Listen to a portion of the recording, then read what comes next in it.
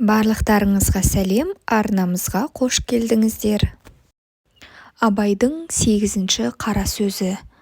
Осы ақылды кім үйренеді, насихатты кім тыңдайды?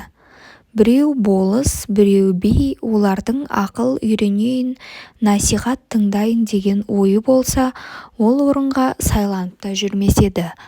Олар өздері де үздік кісіміз, өздеріміз біреуге үлгі беріп, ақыл айтарлықпыз деп сайланды. Өздері түзеліп жеткен, енді елді түзерлігі ақ қалған. Ол не қылып тыңдасын, және тыңдайын десе де қолы тиеме. Басында өзіндік жұмысы бар ұлымызға жазалы болып қаламыз ба, елдегі бұзақыларымызды бүлдіріп аламыз ба, немесе халқымызды бүлдіріп аламыз ба, яки өзіміз шығымдап шығынымызды толтыра алмай қаламыз ба деген ебіне қарай біреуді жетілтейін деп, біреуді құтылтайын деген бейнетінің бәрі басында қолы тимейді. Байлар олар өздері де бір күн болса да дәулет қонып, дүниенің жарымы басында тұр. Өзінде жоқты малыменен сатып алады. Көңілдері көкте, көздері аспанда. Адалдық, адамдық, ақыл, ғылым, білім, еш нәрсе малдан қымбат демейді. Мал болса, Құдай тағаланы да паралап алса болады дейді.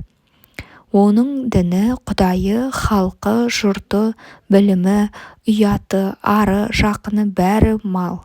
Сөзді қайтып ұқсын, ұғайын десе де қолы тиеме. Ол малды суармақ, тойғызбақ, саудасын жиғызбақ, күзеттірмек, бақтырмақ, ұры, бөрі, қыс, суық, сұғанақ солардан сақтанбақ.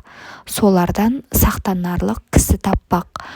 Оның бәрін жайғастырып, аяғын алып келіп мақтанғанға орналастырғанша қашан қолы тимейді.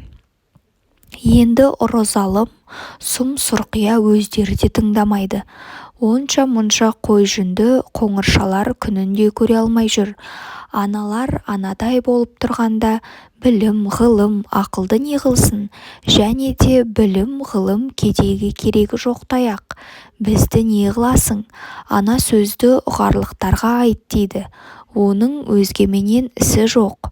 Ана алдындағы үшеуіндей болған жанның ойында ешбір қайғысы, мұңы болмаса керек.